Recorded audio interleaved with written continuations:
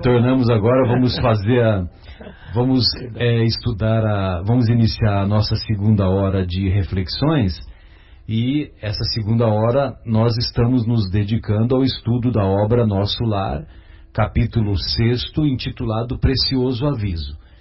E essa obra foi psicografada pelo Chico Xavier e ditada pelo espírito André Luiz. E quando o André Luiz conhece o Chico, ele usou esse pseudônimo e ele se apresentou ao Chico, só que o Chico disse: olha, tudo bem, nós vamos trabalhar juntos, né, que você me disse que nós vamos trabalhar juntos, vamos escrever algumas obras, só que eu preciso de um nome. Qual o seu nome? Aí ele não quis dar o nome verdadeiro dele, porque recentemente na época, o Chico tinha sido processado pela família do espírito de Humberto de Campos, então ele preferiu o anonimato, né? E quando ele prefere o anonimato e o Chico exige um nome, aí o André Luiz, o espírito de André Luiz fala: qual é o nome desse seu sobrinho que está no quarto ao lado? Aí ele diz: André Luiz. Então, o meu nome a partir de agora é André Luiz. Olha só. Tem esse detalhezinho, né? Muito interessante.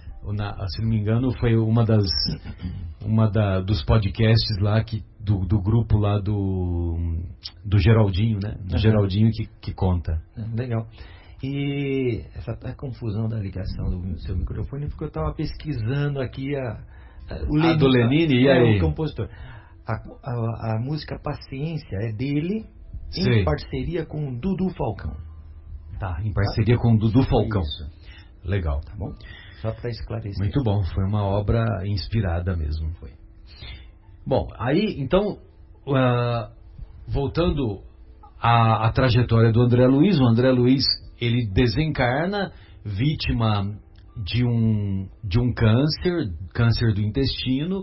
Aí ele passa 8 anos nas regiões de sombra do mundo espiritual. Essas regiões são conhecidas como umbral. Aí, após 8 anos, mais de 8 anos que ele lá permaneceu, ele finalmente se lembra de Deus, se lembra do autor da obra da vida, do autor do universo, e ele faz uma prece comovida. E quando ele faz essa prece comovida pedindo ajuda, imediatamente ele foi auxiliado pelo irmão Clarencio. E esse irmão Clarencio o leva para a colônia Nosso Lar. Essa colônia Nosso Lar é uma região de trabalho, uma região de correções, uma região de um verdadeiro educandário espiritual, mas que se localiza nas zonas inferiores, próximas ao planeta Terra. Nas zonas inferiores que eu me refiro, zonas espirituais. Muito bem. Aí lá ele é acolhido, ele é atendido primeiro pelo irmão Clarencio, e depois ele passa a receber o atendimento do Lísias, que é um visitador de serviços de serviços de saúde espiritual, né, vamos dizer assim. E aí o Lísias também recebe a ajuda do médico espiritual Henrique de Luna, e ambos esclarecem ao André Luiz que o André Luiz, que foi uma pena que ele chegou pelo suicídio inconsciente, devido ao pouco cuidado que ele teve com a sua saúde, com o seu corpo, aos vícios, e isso fez com que ele abreviasse a sua existência. Por isso que ele é considerado um suicida, não um suicida clássico, né, que ele se matou propositadamente, mas foi um suicídio inconsciente, né? Por atitudes impróprias, né? Devido ao comportamento dele, que não foi adequado. Uhum. E cá entre nós, né, quem somos nós para julgar? Sim, sem dúvida. Porque também nós, muitas vezes, cometemos os mesmos erros. Sim. E às vezes até pior, né? Sem dúvida, isso mesmo. Muito bem. E aí, ele, no capítulo anterior, ele havia sido... Ele havia recebido a assistência, então ele estava se refazendo. Havia recebido a assistência, ele estava se refazendo, e agora nós vamos encontrar esse capítulo de hoje intitulado Precioso Aviso. Então ele diz assim: no dia imediato após a oração do crepúsculo, Clarencio me procurou em companhia do atencioso visitador. O atencioso visitador é o nosso querido Lísias. Uhum. Fisionomia a irradiar generosidade, perguntou abraçando-me. Olha só, perguntou abraçando-me: como vai? Melhorzinho? Esbocei o gesto do enfermo que se vê acariciado na terra, amolecendo as fibras emotivas. No mundo, às vezes, o carinho fraterno é mal interpretado. Obedecendo ao velho vício, comecei a explicar-me enquanto os dois benfeitores se sentavam comodamente ao meu lado. Não posso negar que esteja melhor, entretanto sofro intensamente. Oh, vida! Nossa. Muitas dores na zona intestinal, estranhas sensações de angústia no coração. Nunca supus fosse capaz de tamanha resistência, meu amigo. Ah, como tem sido pesada a minha cruz. Agora que posso concatenar ideias, creio que a dor me aniquilou todas as forças disponíveis. Clarencio ouvia atencioso, demonstrando grande interesse pelas minhas lamentações, sem o menor gesto que denunciasse o propósito de intervir no assunto. Encorajado com essa atitude, continuei. Além do mais, meus sofrimentos morais são enormes e inexprimíveis. Amainada a tormenta exterior com os socorros recebidos, volto agora às tempestades íntimas. Que terá sido feito de minha esposa, de meus filhos? Teria o meu primogênito conseguido progredir segundo o meu velho ideal? E as filhinhas?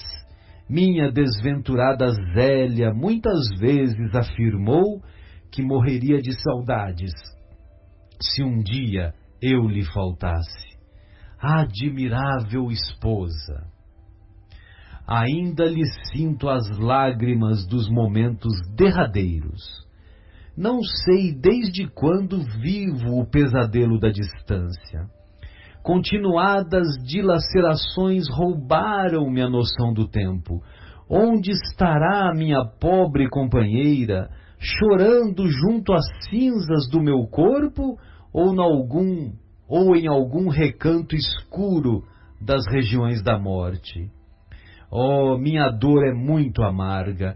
Que terrível destino o do homem penhorado no devotamento à família. Creio que raras criaturas terão padecido tanto quanto eu. No planeta, vicissitudes, desenganos, doenças, incompreensões e amarguras, abafando escassas notas de alegria. Depois, os sofrimentos da morte do corpo. Em seguida, martirizações no além-túmulo. Que será então a vida? Sucessivo desenrolar de misérias e lágrimas? Não haverá recurso à semeadura da paz?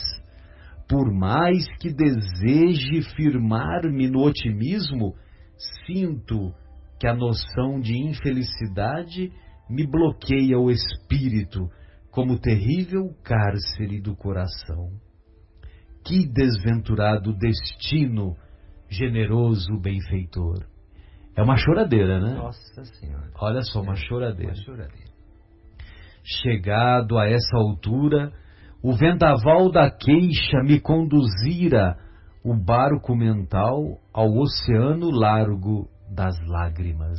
Olha que poético, né? Bacana, né? O vendaval da queixa me conduzira o barco mental ao oceano largo das lágrimas. Clarencio, contudo, levantou-se sereno e falou sem afetação. Falou diretamente, né? Sem delongas. Né? Meu amigo, deseja você de fato a cura espiritual? Você quer mesmo ser tratado? Você quer mesmo ficar bom de saúde espiritual? Ao meu gesto afirmativo, continuou: aprenda então a não falar excessivamente de si mesmo, nem comente a própria dor. Lamentação denota enfermidade mental, e enfermidade de curso laborioso e tratamento difícil. Então, quando a gente fica se lamentando,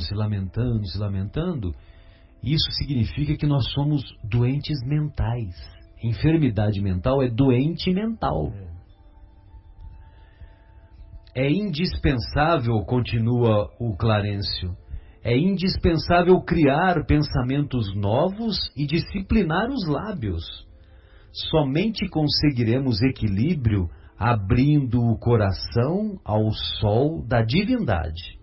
Classificar o esforço necessário de imposição esmagadora, enxergar padecimentos onde há luta edificante, só identificar indesejável cegueira d'alma.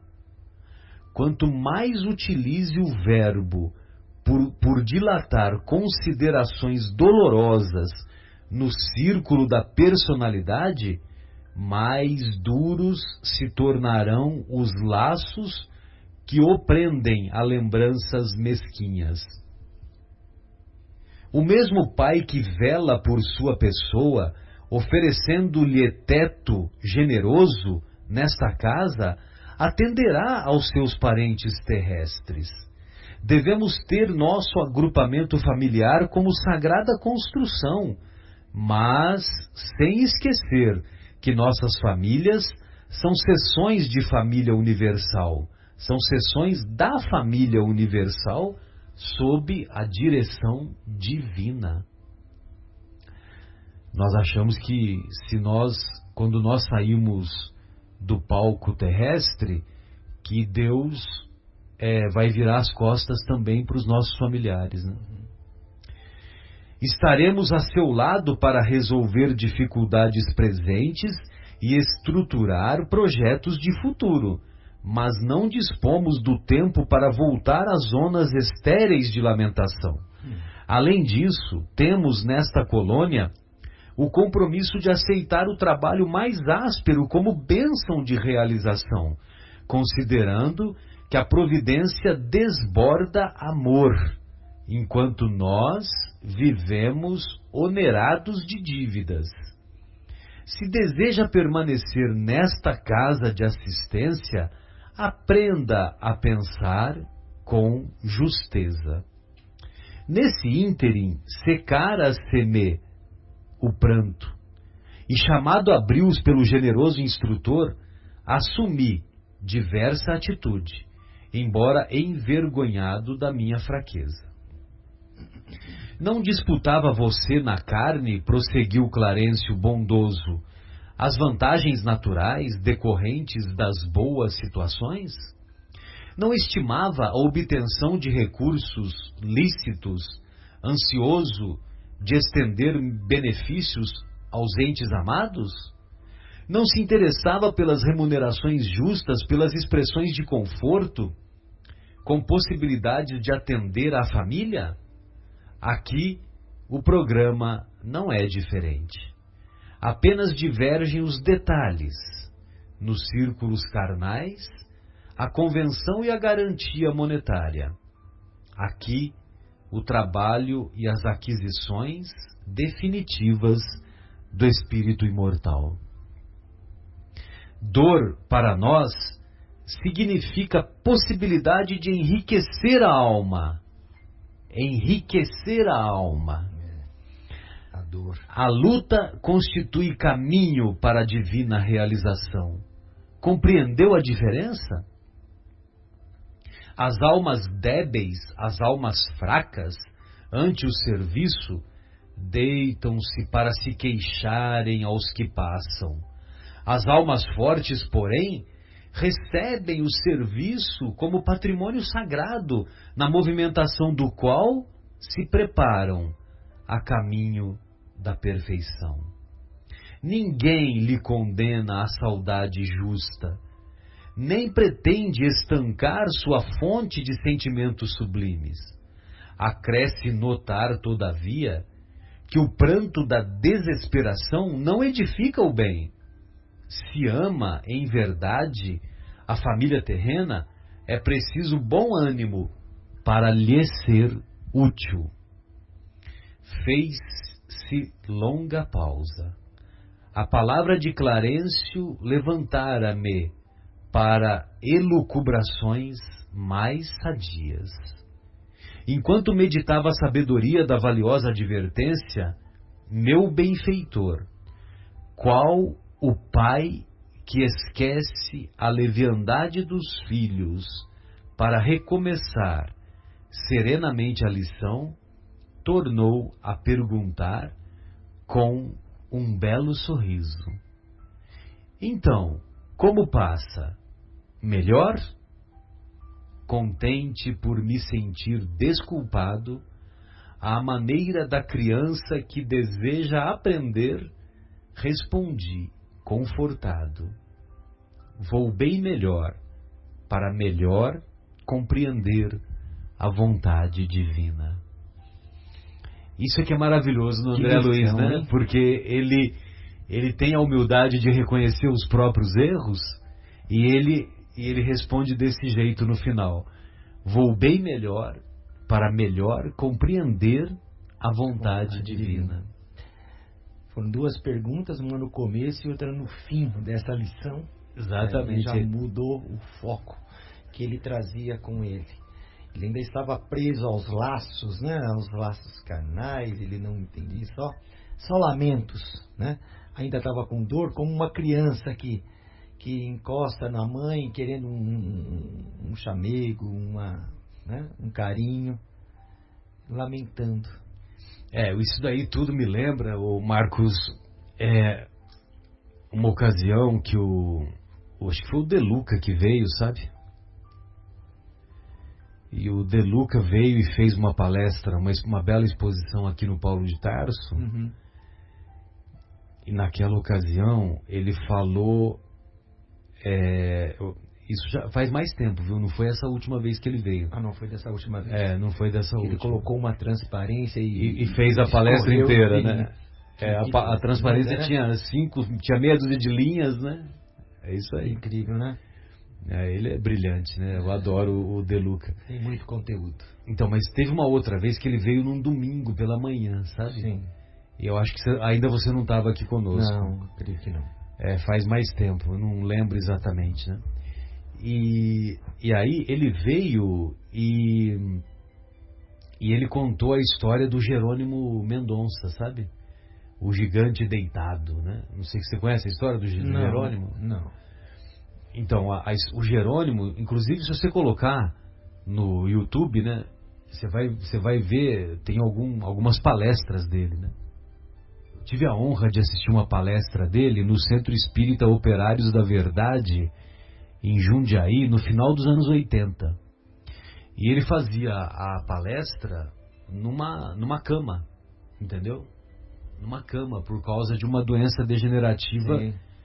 Que ele não conseguia se movimentar, né? Esse Jerônimo? Jerônimo. Uhum. Coloca assim, Jerônimo Mendonça, o gigante deitado, ou então Jerônimo, o gigante deitado, que você vai achar. E o nosso querido... O gigante deitado. Achou ele aí? Deve ter uma imagem uma imagem em preto e branco. Sim, ele até parece um pouco com o Chico, né? Parece com o Chico, mais novo, de óculos, isso. Incrível. Então, aí ele era conhecido como Tarzan, né? Porque ele era alto e forte, entendeu? Uhum. Aí com 17 anos, ele foi assistir um filme, eu não me lembro se o filme, acho que era E o Vento Levou, mas eu não tenho certeza, né? E o cinema estava lotado, naquela época os cinemas eram lotados porque não tinha televisão, aquela coisa toda, né? E o povo ia muito ao cinema. E aí ele assistiu o filme em pé. Quando termina o filme, ele não consegue se mexer, entendeu? Por causa que a doença se manifesta. Sim. E aí ele fica com os órgãos todos rígidos, né? As articulações e tudo mais, entendeu? Puxa. E aí então a doença se instala e ele passa então a viver na cama, né? Mas aí ele se torna espírita e ele passa a divulgar a doutrina fazendo palestras, né? Frequenta um centro espírita lá na cidade dele, né? Ituiutaba. E passa a frequentar o centro espírita e como ele tornou-se uma pessoa muito reconhecida, as palestras muito edificantes, tal, aí então o pessoal das outras cidades começou a chamar, né? E a cama dele cabia numa Kombi e ele era transportado através dessa Kombi, né? Para os vários municípios, né? Incrível. É uma coisa assim impressionante, sabe? Você conta isso, não dá para acreditar, né? E quando na época eu morava em Jundiaí, né? Foi na época da faculdade de medicina e teve um dia lá que teve a palestra dele e eu tive a honra, né, de assistir a palestra. E realmente é uma palestra assim com uma carga emocional, né, de inspiração, sabe, de Jesus Cristo Futebol Clube, Allan Kardec, Esporte Clube, é impressionante, sabe? Foi sensacional. E aí o nosso querido De Luca conta uma determinada passagem dele que, devido à doença, num determinado momento, ele começou a ter sangramento pela urina que não parava mais. Sangramento pela urina que não parava mais. E aí ele sentiu que ele ia desencarnar, né? Falou, olha, vou desencarnar, só que eu gostaria muito que me levassem para eu me despedir do Chico Xavier, né? Que o Chico Xavier, né, anos 80, né? Tava a todo vapor, né? Na sua atividade, né? E eu não sei se isso aconteceu nos anos 80 ou nos anos 70, né? Mas, de qualquer forma, o Chico estava no auge, né? Das suas atividades, né? E aí ele consegue lá, devido à amizade dele e tal, os amigos, né? Do Jerônimo conseguem um avião, sabe, esses aviões de pequeno porte, e transporta ele até Uberaba. Que são cidades assim, que é próximas, 100 quilômetros, 200 quilômetros, alguma coisa assim. Muito bem. Aí quando ele chega lá, o Chico fala, o nosso querido Jerônimo. Olha, vamos envolver o nosso querido Jerônimo em passes, em vibrações de amor, de carinho. Vamos abraçar o nosso querido Jerônimo, porque ele precisa muito dos nossos abraços. Aí depois ele falou, né, em particular, que ele estava com a síndrome do coitadinho de mim, né? Então, que ele estava, olha como eu sofro, olha, ninguém sofre mais do que eu, não sei o quê, não sei o quê.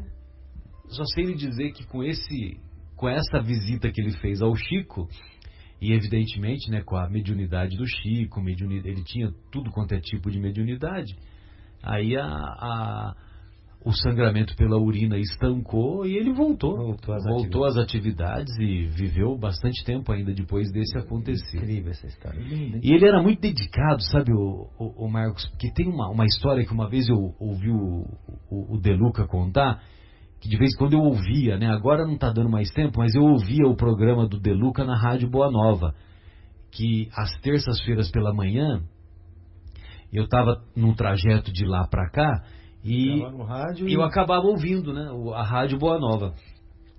E numa ocasião ele contou que no último dia da existência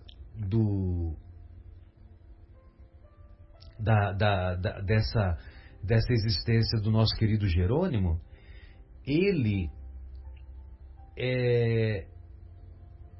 morreu, eu não sei se ele morreu por volta do meio-dia, 2 da tarde, alguma coisa assim, mas no período da manhã ele ligou para algumas firmas lá da cidade dele e ele conseguiu algumas cestas básicas que foram doadas, que ele ficava ligando e pedindo, né, para ajudar as atividades assistenciais e tal.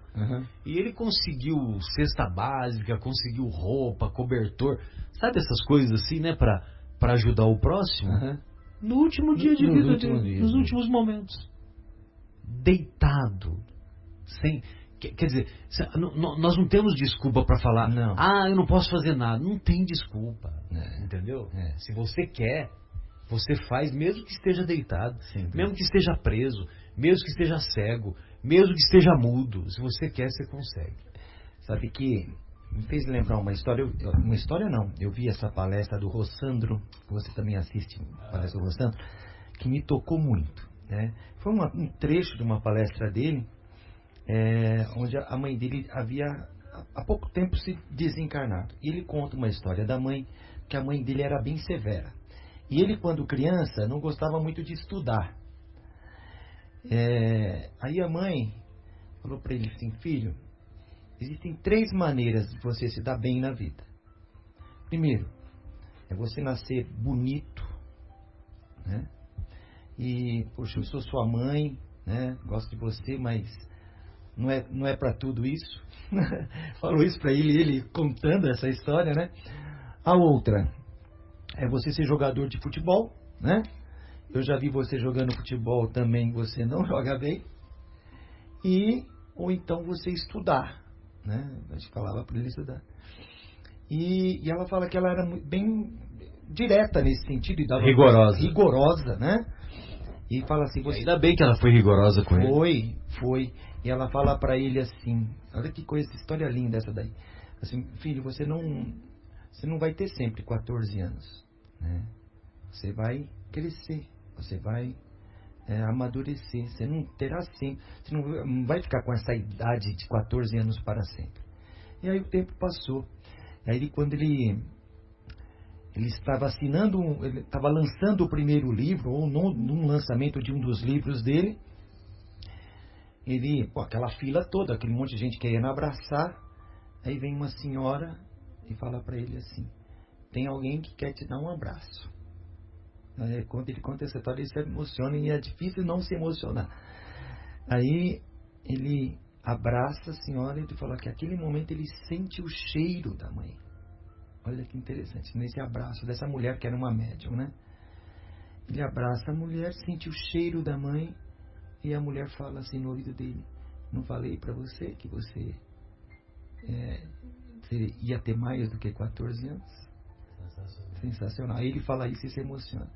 Linda essa história, né? Você vê que os pais também têm essa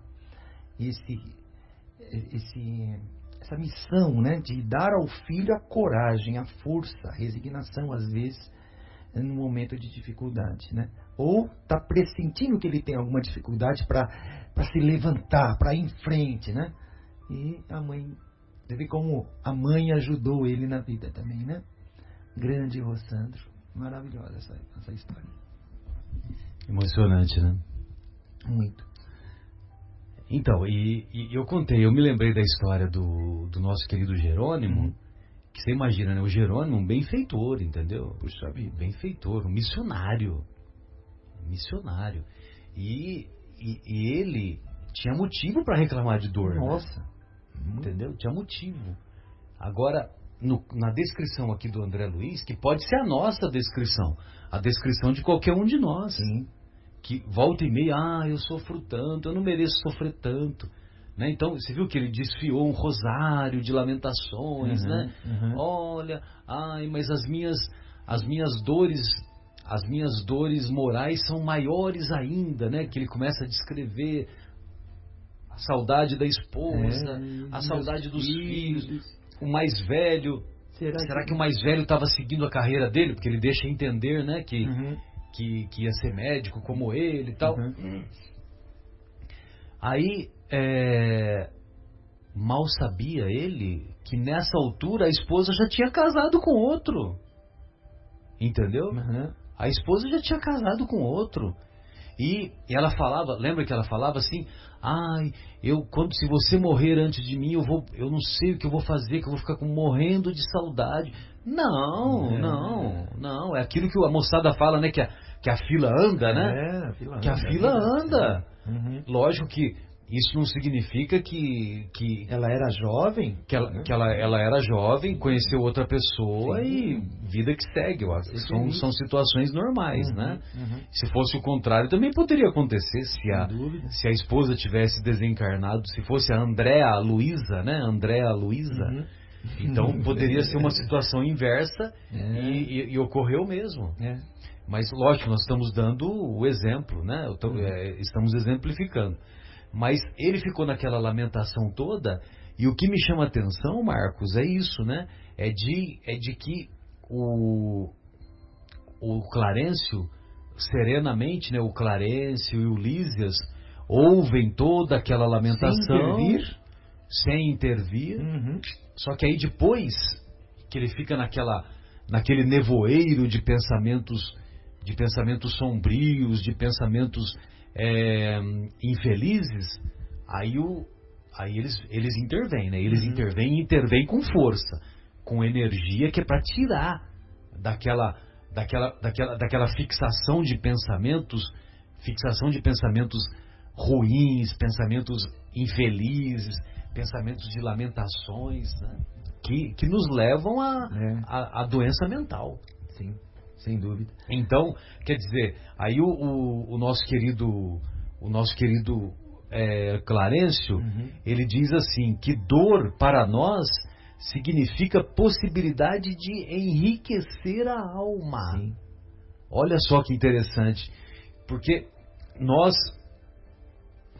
não vamos ser hipócritas, porque nós acabamos valorizando mais as coisas materiais do que as espirituais.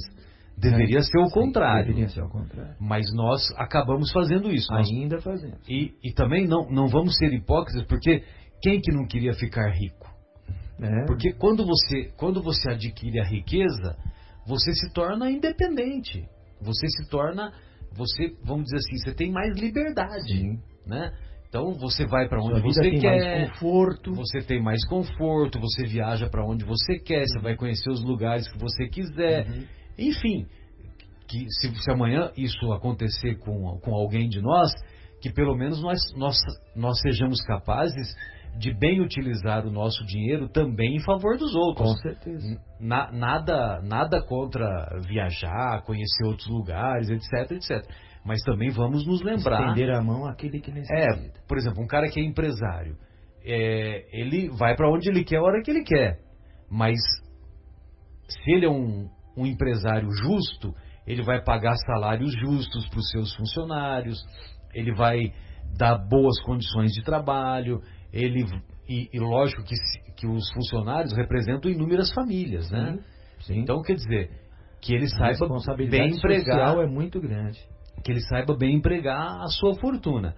Mas, por exemplo, nós adquirimos o dinheiro, e o dinheiro traz essa liberdade, traz essa independência, né? Vamos dizer assim. Agora, lá a aquisição das virtudes, ela nos dá a riqueza da alma. Ela faz com que a nossa alma se torne rica. E a dor é um instrumento para enriquecer a alma. É isso que ele está dizendo. Que é o que a nossa querida Joana de Ângeles, lá e aqui, lá no Espírito, naquela mensagem do Espírito Amigo, que ela diz, eu tirei aqui da página, né, mas eu vou achar rapidamente aqui, que ela começa aquela mensagem sobre a paciência, ela começa dizendo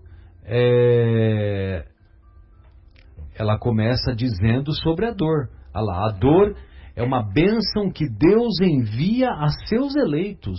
Sim. Não vos aflijais, pois, quando sofrerdes. Antes, bendizei de Deus onipotente, que pela dor, neste mundo, vos marcou para a glória no céu. A glória no céu é a riqueza espiritual. Sim. E a gente vê também a demonstração de paciência do Clarencio, né? Que poderia ter falado para ele logo de cara, na segunda... para, né? Para com essa palhaçada deixou aí. com que ele discorresse todo o sentimento, né? Pacientemente ficou ouvindo e no momento oportuno dá a lição, né? Também a demonstração de paciência. E você vê como as palavras do Clarencio muda totalmente a frequência, a atmosfera espiritual, né? Nós não estávamos lá no diálogo, né, entre eles, mas dá para perceber que muda, né? Totalmente. A atmosfera psíquica, porque a nossa atmosfera psíquica também muda, né? Então você compreende que a dor tem uma finalidade, né? A dor significa possibilidade de enriquecer a alma, e a luta constitui caminho para a divina realização. A divina realização é o reino de Deus dentro de nós, né? Quando as lágrimas não se originam da revolta, sempre constituem remédio depurador. Olha, se ela não se origina da revolta, sempre constitui remédio depurador. As lágrimas são depuradoras. Aonde que você está vendo essa passagem? Perdão, estou vendo no capítulo anterior, né? No anterior, né? Olha que interessante isso, né? Que casou também. Sem dúvida. Lísias fala para ele, quando as lágrimas não se originam da resposta, da revolta, sempre constitui remédio depurador. Exatamente. Olha, que interessante. É no 5 eu estou pensando. Sim, exatamente. E calhou. E é isso mesmo, né? Essa frase também vale. Sim, né? Sem dúvida. Se você não chora, você chora de dor, chora por uma prova, é depurador. Mas sem revolta, com resignação. Com resignação. Né? É remédio depurador, bem lembrado. Depurador. E outro detalhe que é muito legal na fala do Clarencio é que depois que tem o término da choradeira, né, do André Luiz, e voltamos a dizer, essa choradeira poderia ser nossa, né? Poderia ser nossa, de cada um de nós. O André Luiz é o exemplo típico de cada um de nós. Então ele diz assim que quando você estava na carne, você não disputava as vantagens naturais decorrentes das boas situações? Você não desejava e estimava a obtenção de recursos lícitos, desejando que esses recursos fossem ampliados para os seus familiares? Você não se interessava pelas justas remunerações? Né? Então, quer dizer, você não lutava por enriquecer financeiramente, por ter uma situação social mais elevada. Só que aqui o programa é diferente. Ele diz, o programa aqui não é de enriquecer, de se enriquecer materialmente. Aqui o programa é enriquecer a alma. Aí ele fala assim, apenas divergem os detalhes nos círculos carnais, a convenção e a garantia monetária. Aqui o trabalho e as aquisições definitivas do espírito imortal.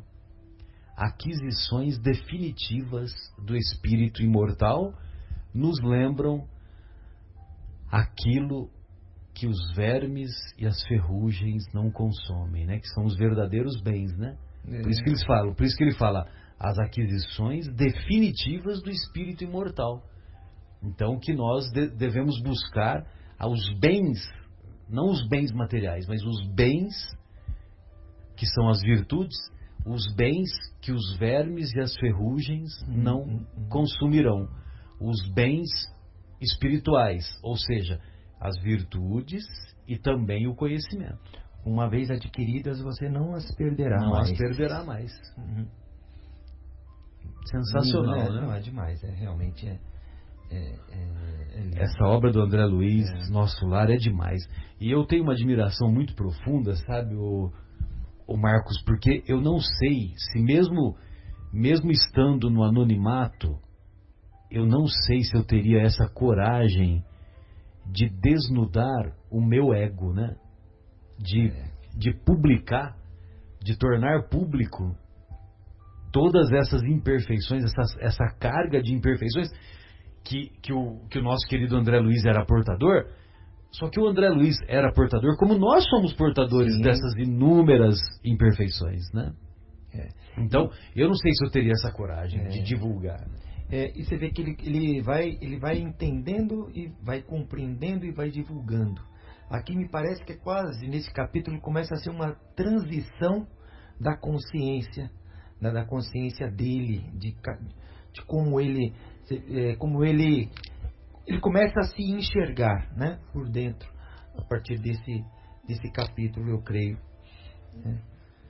Começa a se enxergar um pouco mais. Aqui ele até tem esse trecho que eu queria ver aqui, queria ler,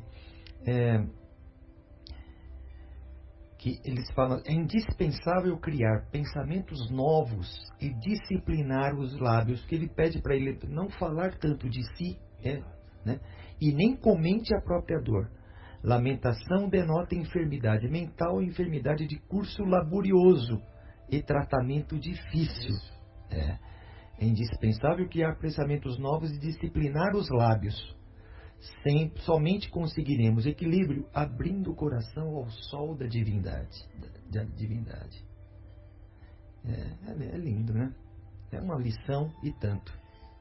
Sensacional, né? E é muito, como se diz, significativo. O capítulo começa com aquela pergunta, né? E aí, tá melhorzinho? Tá melhorzinho. E o capítulo termina com a mesma pergunta, só que nesse no meio do caminho, teve toda aquela choradeira, né? O desfiladeiro desfiou o rosário, né? Melhor dizendo, né? E aí teve a cacetada que o Clarencio chama a atenção do nosso querido André, né? O pranto de desesperação não edifica o bem. Porque não adianta nada, né? Agora, diferente do pranto,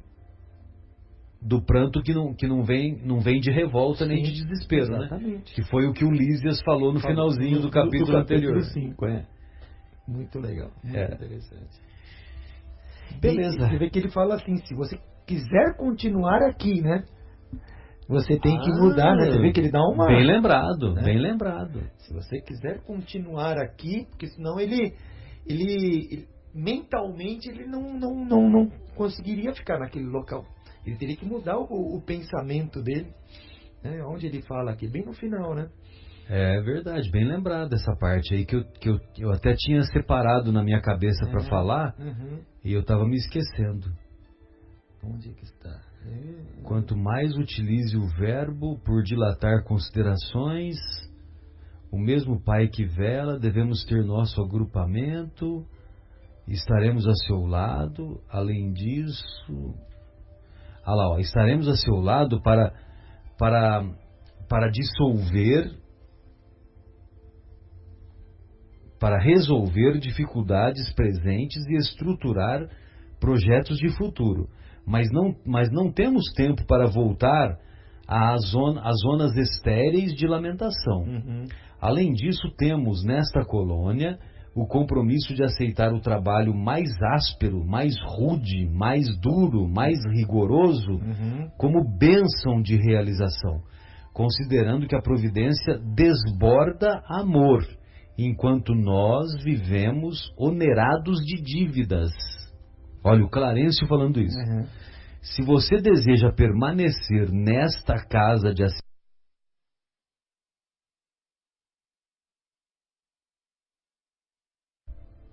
Então, quer dizer, o cara já dá uma... Ó, se você ficar nessa lenga-lenga aí, você vai cair fora daqui, você vai voltar para as zonas inferiores, né? Chamou, e na sequência, chamou ele nos brios, né? Chamado a brios pelo generoso instrutor, assumi diversa atitude, embora envergonhado da minha fraqueza. Muito bom. Bem, amigos, então essas foram as nossas considerações sobre a obra Nosso Lar, né? Em particular o capítulo 6º, intitulado Precioso Aviso. Vale a pena os estimados ouvintes adquirirem a obra, seja impressa ou seja digital, e ler com atenção, ler refletindo cada oração, cada parágrafo, cada diálogo, e que são ensinamentos sublimes que nós temos convicção que esses ensinamentos sublimes vão constituir ferramentas úteis que farão que nós sejamos capazes de transformar essas ferramentas nos bens que os vermes e as ferrugens não destroem, não consomem. Uma boa noite a todos, um abraço carinhoso ao nosso querido Bruno, à nossa querida Tayla, ao nosso querido Fauzi, aos nossos amigos que não puderam estar conosco nas nossas reflexões de hoje, e em especial ao nosso querido Marcos, que nos auxiliou em demasia aqui nessa bagaça, né? Aqui, mas dá para quebrar um mas uma boa noite a todos também. Foi ótimo, adoramos fazer aqui, estarmos juntos aqui fazendo o trabalho para vocês. Desejo a todos aí uma excelente semana, que possamos estar de volta aqui na semana que vem, né? E lembrando aqui, acho que tem um aviso aqui, Marcelo, acho que vale a pena aqui falar, que tem um lembrete. A Belenos está contratando auxiliares de RH e vendedores. Tem um aviso aqui para nós. Opa, que bacana. Então pede para comparecer na Belenos com currículo de segunda a sexta-feira no horário comercial. A Belenos fica aqui, aquela grande empresa, né, de ferramentas e parafusos, fica aqui no Distrito Industrial de Vinhedo. Então está auxiliares de RH e vendedores. Isso é um bom sinal. Sem dúvida. E aí nossa economia começa... Está dando uma respiradinha. Dar uma respirada, não é mesmo? Então, e uma outra lembrança aqui, Marcos, que me ocorreu, é que nesse domingo agora, hoje é dia 10, né? Nesse domingo, dia 12, a nossa casa, o Centro Espírita Paulo de Tarso, estará realizando mais uma edição da Feijoada Fraterna. E então, para os interessados, basta entrar em contato lá com a nossa casa, a unidade do Jardim Itália, cujo telefone é 3876-5414, e obter mais informações. Mas ainda temos disponibilidade de reservar. É só fazer a reserva e buscar o produto, né, buscar a feijoada a partir do meio-dia desse mesmo domingo. Deixa eu só confirmar aqui, Marcelo, deixa eu ver acho que é dia 19, viu, Marcelo? Não é esse domingo agora? É no próximo domingo, dia 19, tá? Então eu que me confundi, é no dia 19. Isso mesmo. Obrigado. Então só para... Aqui, dá uma olhadinha. Não sei se é isso mesmo. Sim, é isso aí. Entre 12 e 14 horas, é isso mesmo. Dia 19. Então, 19 há de tempo agosto. ainda dá tempo de reservar. De fazer a reserva. E esse domingo, dia dos pais, então, né? Um feliz dia dos pais a todos os pais. Muita luz. Eduquem seus filhos para que não tenha que corrigi-los no futuro. Essa é a nossa responsabilidade. Viu? Um grande abraço a todos. Fiquem com Deus. Até a próxima sexta, se Deus quiser, estaremos aí. Um abraço a todos.